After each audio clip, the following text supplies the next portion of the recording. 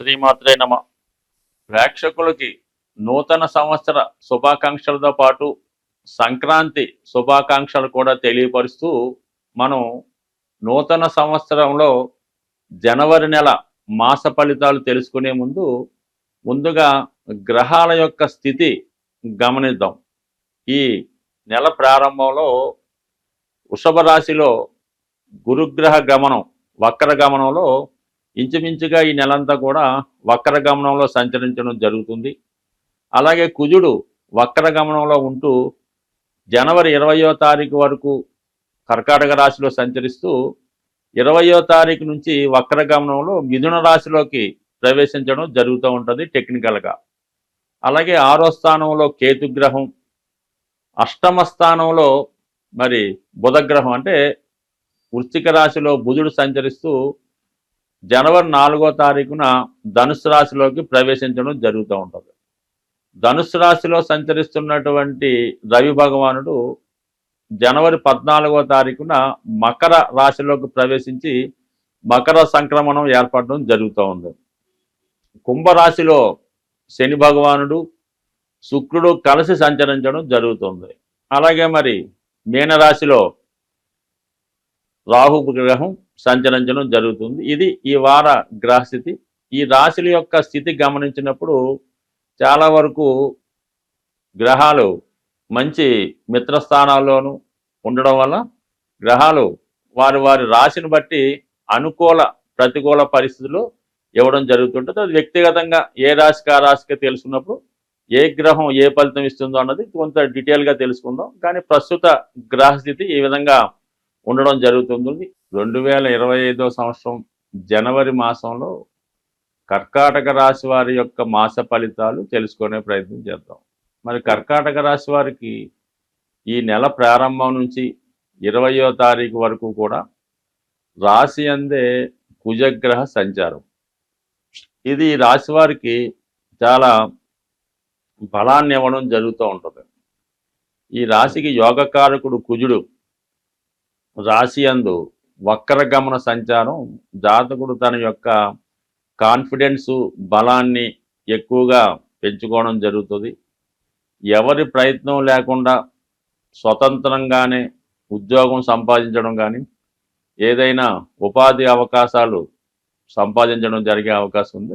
మొత్తం మీద ధనం సంపాదించే మార్గాలు వెతుక్కొని ధనాన్ని సంపాదనలో పడడం జరుగుతూ ఉంటుంది. అలాగే తనలో ఉన్నటువంటి టాలెంట్ రుజువు చేసుకొని వ్యక్తిగతంగా అభివృద్ధి చెందే అవకాశాలు ఉంటాయి. అంటే సాధారణంగా ఈ కర్కాటక రాశి వారు ఎవరో ఒకరు సలహా తీసుకొని వారి యొక్క సలహా సూచనతో వెళ్తూ ఉంటారు. అలాగే వెళ్ళినంత వరకు కూడా వీళ్ళు పెద్దగా జీవితంలో రాణించలేకపోతుంటారు. ఎప్పుడైతే వీళ్ళు స్వతంత్రంగా నిర్ణయాలు తీసుకొని వాళ్ళ మనస్సుకి ఏది కరెక్ట్ అనిపిస్తే ఆ విధంగా వెళ్తారో అప్పుడు మాత్రమే వీళ్ళ విజయాన్ని సాధించగలరు తప్ప ఇతరుల యొక్క సలహాలు పాటిస్తున్నంత వరకు కూడా ఖచ్చితంగా వీళ్ళు అభివృద్ధి చెందలేరు. అలాగే వీళ్ళకి మనసులో ఎటువంటి భయం ఆందోళన కలుగుతూ ఉంటుంది. మనం ఏ పని చేస్తే ఎవరేమంటారో ఎవరు ఇబ్బంది పడతారో అన్న ఆలోచనతో కొన్ని వచ్చిన అవకాశాలను కూడా వదులుకుంటూ ఉంటారు. అలా కాకుండా మీ కొరకు మీరు ఆలోచిస్తూ మీ మనస్సాక్షి ప్రకారం మీరు వెళ్ళినప్పుడు ఖచ్చితంగా మీరు విజయాన్ని సాధిస్తారు. అలాగే మీ యొక్క నమ్ముకున్న వాళ్ళని కూడా సంతృప్తికరంగా వాళ్ళని కూడా జీవితంలో పైకి తీసుకొచ్చే ప్రయత్నం చేయగలుగుతూ ఉంటారు. ఇప్పుడు అటువంటి అవకాశం మీకు రావడం జరిగింది. మరి కుజుడు ఈ రాశిలో సంచరించడం వల్ల జాతకుడు ఎవరు సహాయం లేకుండా అటు క్రీడా రంగంలో ఉన్న వాళ్ళు కానీ వైద్య రంగంలో ఉన్న వాళ్ళు కానీ ఏ రంగంలో ఉన్న వాళ్ళకైనా వ్యక్తిగతంగా ఇంప్రూవ్మెంట్ వచ్చే అవకాశం ఉంది. మీరు ఈ సమయంలో ఎటువంటి పోటీ ఎదుర్కొన్నా ఇంటర్వ్యూ ఎదుర్కొన్నా ఏదన్నా టెస్ట్లో రాయాలన్నా కంపల్సరీగా సక్సెస్ అయ్యే అవకాశం ఉంది. మీరు ప్రయత్నించండి, ధైర్యంగా ముందుకెళ్ళండి, కాన్ఫిడెన్స్తో వెళ్తే మాత్రం షూర్గా విజయం సాధిస్తారు. అలాగే మరి ఈ జనవరి 20వ తారీఖు తర్వాత వక్ర గమనంలో ఉన్నటువంటి కుజుడు 12వ స్థానంలో కూడా రావడం జరుగుతూ ఉంటుందండి. టెంపరీగా వెళ్ళటం జరుగుతూ ఉంటుంది టెక్నికల్గా.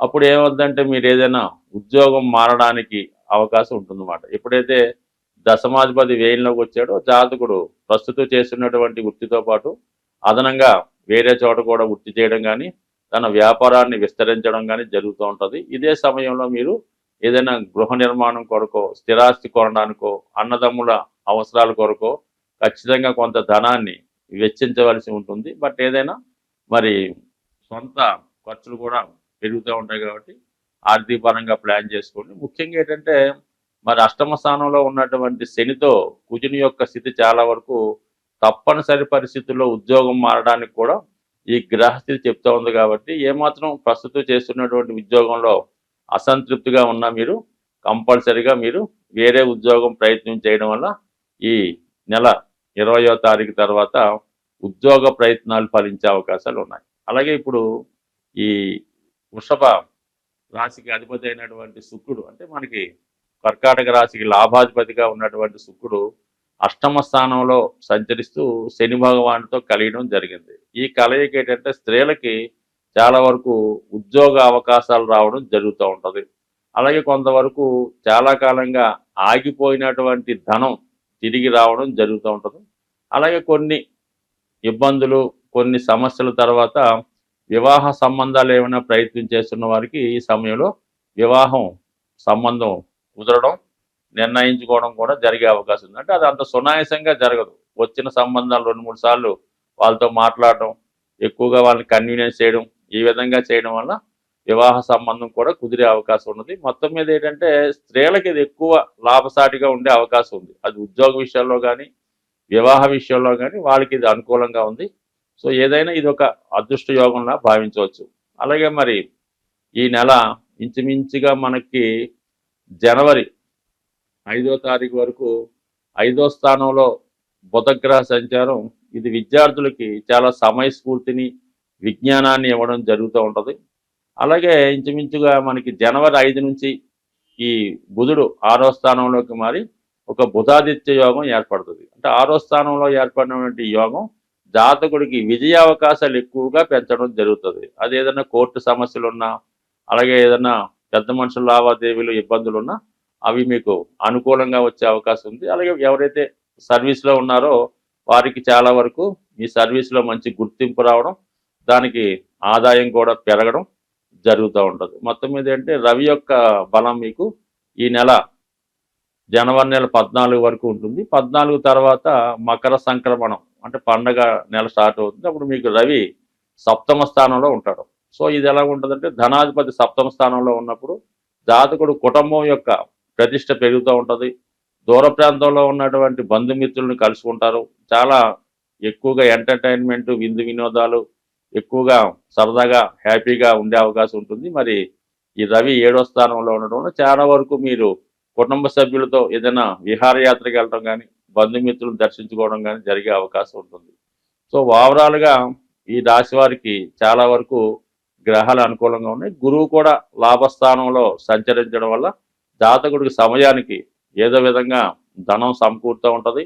అలాగే ఏదన్నా కోర్టు సమస్య కానీ రుణ సమస్య కానీ సాల్వ్ అవడం వల్ల మీకు ధనం కూడా చేతికి రావడం జరుగుతుంది. అంటే ఏదో పెద్ద బాకీ లాంటివి కూడా వసూలవడం కానీ లేదంటే మీ యొక్క అత్తవారి ద్వారా కానీ మామగారి ద్వారా కానీ భూముల ద్వారా కానీ కొంత ఆదాయం కూడా ఈ నెలలో వచ్చే అవకాశం ఉంటుంది. స్వస్తి.